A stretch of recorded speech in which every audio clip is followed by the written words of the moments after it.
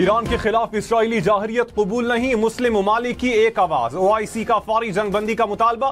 तुर्क सदर Tayyip Erdogan से नायब वजीर आजम इसहाक डार की मुलाकात। फील्ड मार्शल सैयद आसिम मुनीर भी हमरा।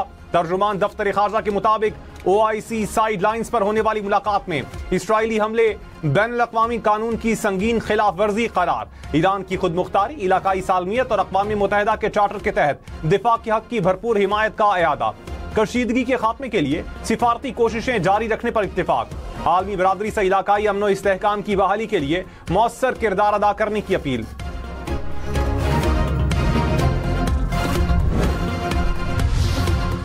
ईरानी सुप्रीम लीडर आयतुल्लाह खामनाई ने अपने मुमकिना जानशीन नामजद कर दिए। न्यूयॉर्क टाइम्स के मुताबिक मुमकिना जानशीनों में 3 सीनियर उलमा के नाम शामिल। आयतुल्लाह खामनाई के बेटे का नाम शामिल नहीं। इसराइल के ईरान पर हमले जारी। खुर्रमाबाद में बमबारी से 5 ईरानी अहलकार शहीद। कुम की रिहायशी इमारत पर हमले में 2 शहरी शहीद हुए, 4 जख्मी हुए। ईरान की इस्फहान न्यूक्लियर साइट पर भी मिसाइल दागे। रिहायशी इमारत पर बमबारी से एक और ईरानी जौहरी साइंसदान शहीद। इसराइल का तेहरान पर फिर हमला। इसराइली फौज के मुताबिक फौजी तनसीबात को निशाना बनाया गया। इसराइल के ईरान पर हमलों में शोहदा की मजमूई तादाद 430 हो गई।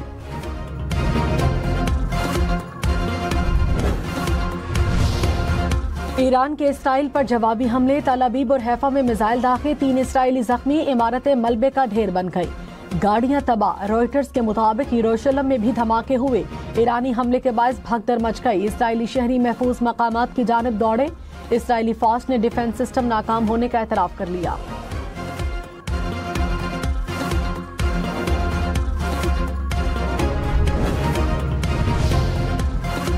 अमरीकी B-2 बमबार तैयारों ने अमरीकी एयरबेस से गवाम जजीरे की तरफ उड़ान भरी। इसराइली मीडिया का दावा, कहा 6 अमरीकी तैयारे गवाम जजीरे की तरफ गए। तैयारे भारी अमरीकी बम ले जाने की सलाहियत रखते हैं। ये बम ईरान की जेर जमीन जौहरी तनसीब फोर्दो को तबाह करने की सलाहियत रखता है। अमरीकी सदर डोनाल्ड ट्रंप ने कहा, ईरान से बात करके देखेंगे क्या नतीजा निकलता है। मुज़ाकरात से पहले सीज फायर चाहता हूँ। ईरान अमरीका से बात करना चाहता है, यूरोप से नहीं। लगता है ईरान एटमी ताकत बनने के करीब था। ये बात गलत है कि ईरान के जौहरी हथियार बनाने के कोई सबूत नहीं।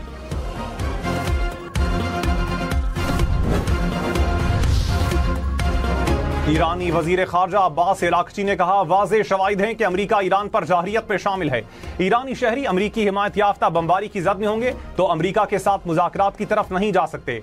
अमरीका का जाहरियत में बराह रास्त शामिल होना सबके लिए खतरनाक और बदकिस्मती की बात होगी। ईरानी वजीर खारजा की सऊदी वजीर खारजा से मुलाकात।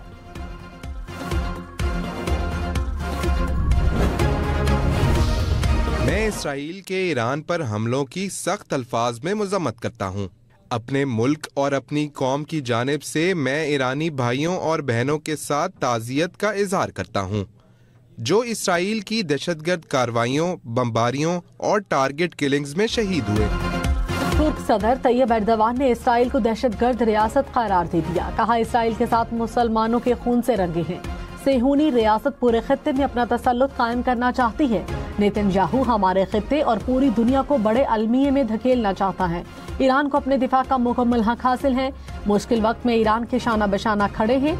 आलमी बरादरी इसराइली जारहियत रुकवाने में किरदार अदा करे। मुसलमान मुत्तहिद होकर इसराइली जारहियत के खिलाफ आवाज बुलंद करें।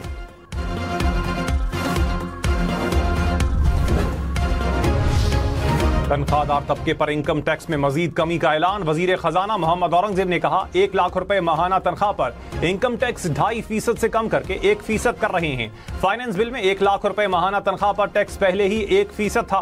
वजीर खजाना ने बजट तकरीर में 2.5% टैक्स का ऐलान किया था।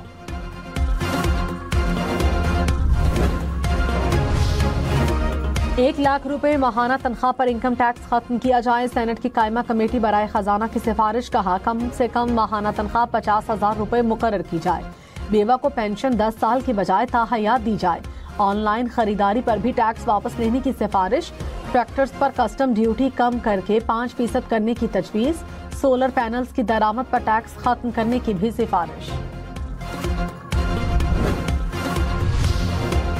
दरामदी सोलर पर टैक्स 18% के बजाय 10% लगाया जाएगा। वजीर खजाना का ऐलान, कहा बैरून मुल्क से मंगवाए सोलर पैनल 4.5% महंगे होंगे। टैक्स का इत्तलाक 46% दरामदी पुरजाजात पर होगा।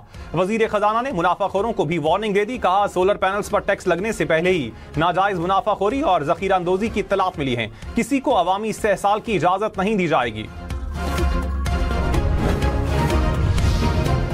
Opposition leader senator Shibli Faraz ने कहा बजट में गुर्बत खत्म करने के लिए कोई इकदाम नहीं किए गए। फाइनेंस बिल की एक एक शेक का जायजा लिया।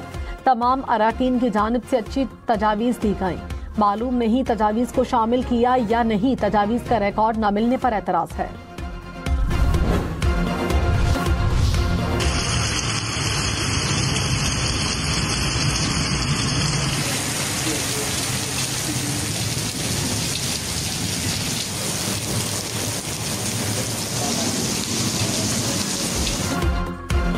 इस्लामाबाद पिंडी के मुख्तलिफ इलाकों में बादल बरस पड़े। कहीं हल्की कहीं तेज बारिश। खैबर पख्तूनख्वा में भी बारिश। लोअर दीर में गरज चमक के साथ बादल बरसे। कोहाट, शांगला और वादी तीरा में भी बारिश।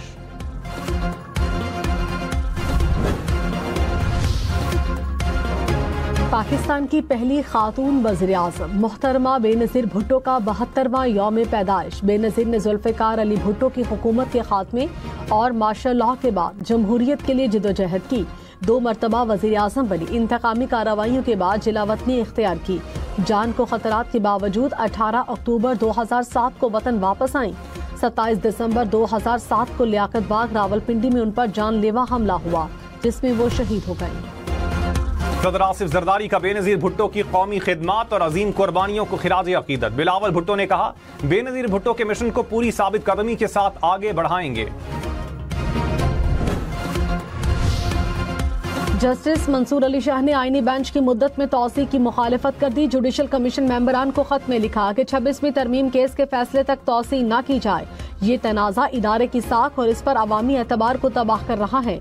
26वीं तरमीम के फैसले तक तमाम जजेस को आईनी बेंच डिक्लेयर किया जाए। आईनी बेंच में शमूलियत का मयार और पैमाना तय किया जाए।